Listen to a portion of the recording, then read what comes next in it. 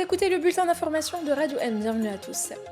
Les membres du collectif d'avocats des activistes Mohamed Tadjadid, Souhaib Debari, Malik Riahi, Tarek Debari et Rimoud Nourdin arrêtés suite à l'éclatement de l'affaire de Saïd Chetouane ont estimé lors d'une conférence que le procureur général près la cour d'Alger a violé le principe de présomption d'innocence. Pour sa part, l'avocate Alili Yamina a démenti les accusations portées par certaines chaînes de télévision contre les activistes en expliquant que ces accusations relayées par ces médias ne figurent ni dans le PV de la police ni dans le dossier judiciaire.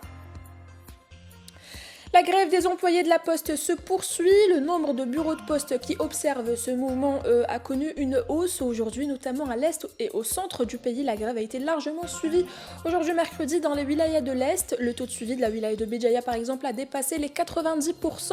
Au centre, à Alger, la plupart des bureaux de poste sont fermés. Toujours sur la grève, l'union locale de Béjaïa de l'Union générale des travailleurs algériens UGTA veut faire du mercredi 21 avril une journée de grève générale dans la wilaya de Béjaïa. L'appel à la mobilisation a été lancé par le secrétaire général de l'Union de wilaya de M.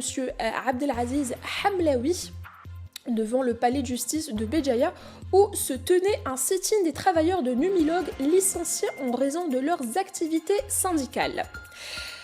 Toujours à Béjaïa, une secousse tellurique de 3,2 degrés sur l'échelle de Richter a été enregistrée ce matin 14 avril 2021 à 9h07 au large de la ville de Béjaïa. L'épicentre de la secousse a été localisé en mer à 31 km du nord-est du Cap Carban, précise le Centre de recherche en astronomie, astrophysique et géophysique, le CRAG.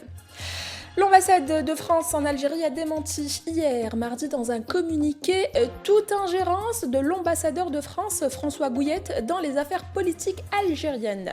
Une réponse qui intervient suite à la publication le 8 avril dernier d'un article dans le quotidien Liberté qui affirme, selon des témoignages, que l'ambassadeur François Gouillette avait incité des partis politiques démocrates à participer dans les prochaines élections législatives du 12 juin. C'était l'essentiel de l'actualité de ce mercredi.